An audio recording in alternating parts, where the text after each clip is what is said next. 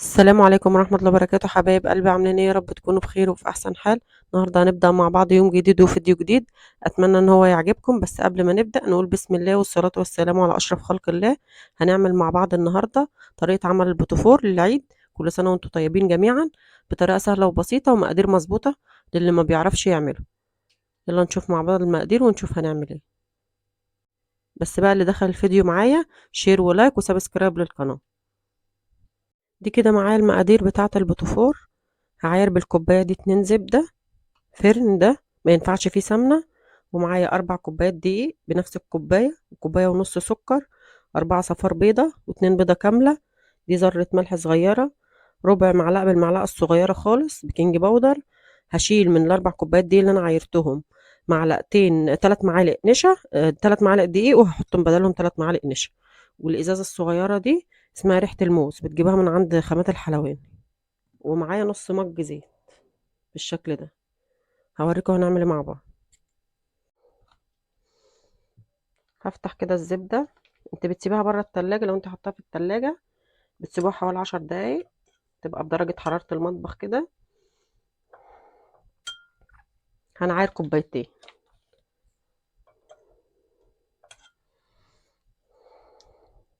لو عايزة تعملي بالجرامات، توزني بقى في ميزان صغير، تعايري كوباية الدقيق وتشوفها كام جرام لو عندك ميزان في المطبخ، وتعملي بقى بالجرامات. بس كده احسن، لان كل واحد بيعمل بالمقدار الكوباية عشان تبقى سهلة عليكم. هعبي كوبايتين واوريهم لكم عشان الفيديو ما يطولش عليكم.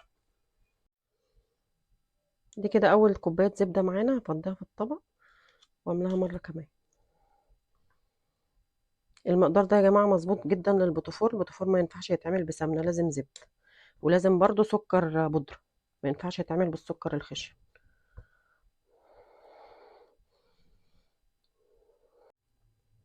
كده هنا حطيت كوبايتين زبده بالشكل ده، حوالي نص القالب بالظبط واكتر كمان. هنحط بقى الزيت عليها، نص مج الزيت. الزيت بيخليه ماسك نفسه كده، ما يتهرش منك وانت حاطاه في علبه او في حاجه، ما يتهرش البوتفور، ما يتهرش معاكي. هنا ده السكر البودره، هياخد معانا عشان انتوا انا مش هزينه، هياخد معانا كوبايه ونص. لو انتوا هتزينوه حطوا كوبايه سكر واحده بنفس الكوبايه، تعايروها بنفس الكوبايه اللي انتوا عاملين بيها اهو بالشكل ده، كوبايه ونص بنفس الكوبايه.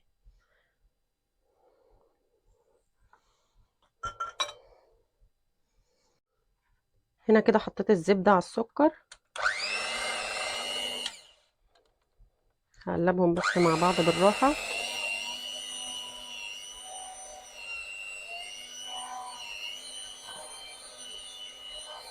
كده بالشكل ده.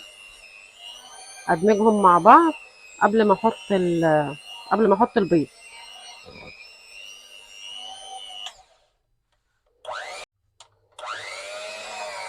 كده هنا حطيت كوبايه ونص سكر وكوبايتين الزبده. هحط بقى ال4 صفار بيض بالشكل ده. هنا 4 صفار بيض بالشكل ده. ثانية واحدة. هنا معايا بيضتين كاملين، حطيت ال4 الصفار.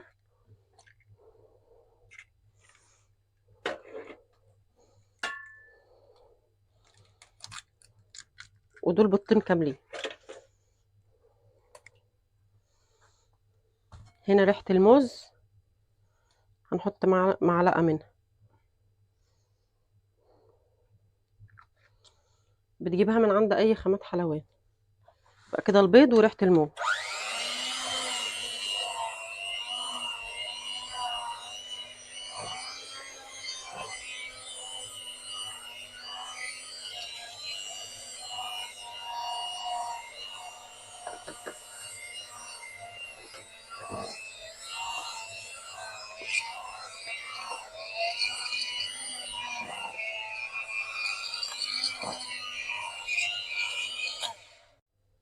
كده الخليط اهو بالشكل ده، لونه فتح معايا الزبدة مع مع البيض مع السكر مع نص كوبايه الزيت وريحه الموز. هنركنها.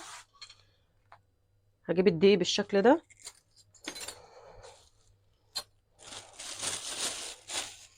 هاخد منه 3 معالق. ادي 1 2 3. كده نقصت من ال4 كوبايات دقيق.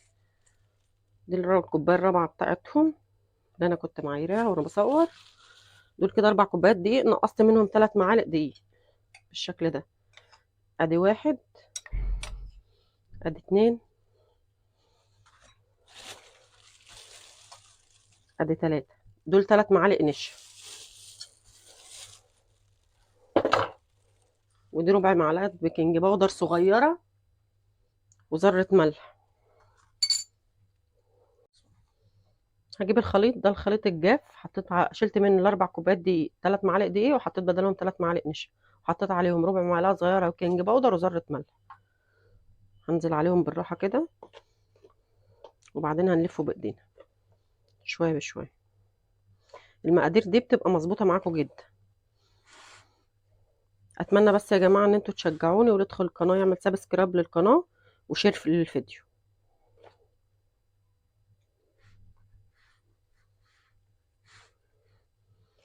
ده احسن من كيس الحلواني، انا بعمله كل سنه بالقمع بتاع بلح الشام، بيبقى حلو.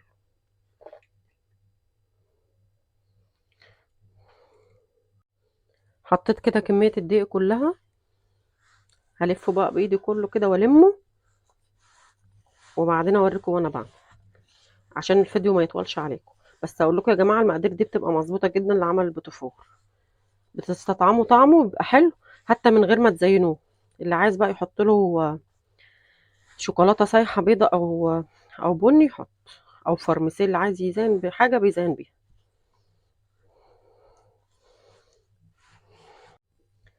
لميت العجينه اهو بالشكل ده اهي، جميله، وريحه الموز بتديها ريحه كويسه جدا.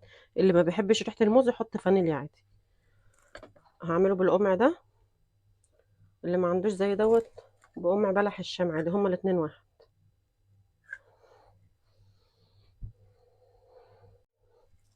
كده مليت القمع عجينه بالشكل ده، تغرزي صبعك من تحت اهي، نفس فورمه الكيس الحلواني بالشكل ده.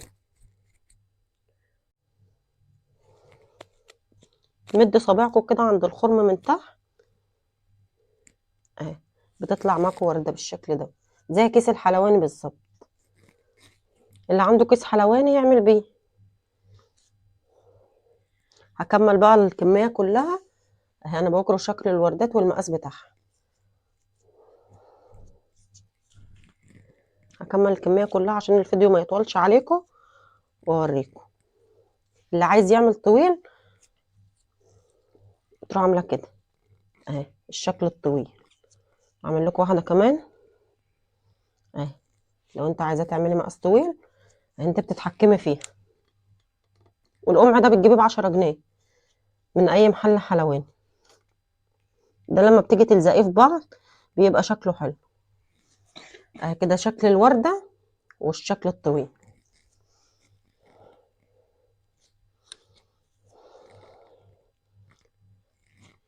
هكمل الكميه كلها واوريكم بقى وانا بسوي. خلصت كده الصينيه الاولى اهي، الوردات صغيره وجميله ازاي اهي، وبالقمع بتاع بلح الشام، سهل وجميل وبيعمل معاك كميه كبيره. هكمل بقى الكميه كلها واوريهم لكم وانا بسوي. كده حطيت البوتفور في الفرن يستوي، ما باخدش اكتر من 10 دقايق او 11 دقيقه، بيستوي على طول.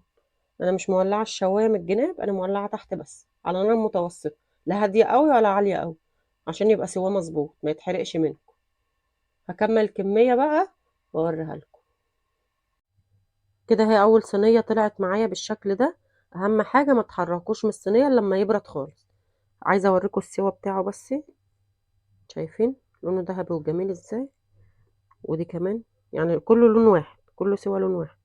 اهم حاجه تسيبوه يهدى وبعدين تحطوه. كده خلصت الكميه معاكم اهو، سويتها. الكميه اللي طلعت معايا دي كلها من 4 كوبايات دقيق.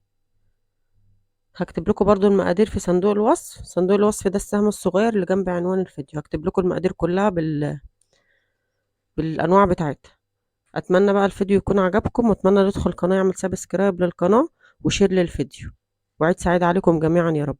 مع السلامه.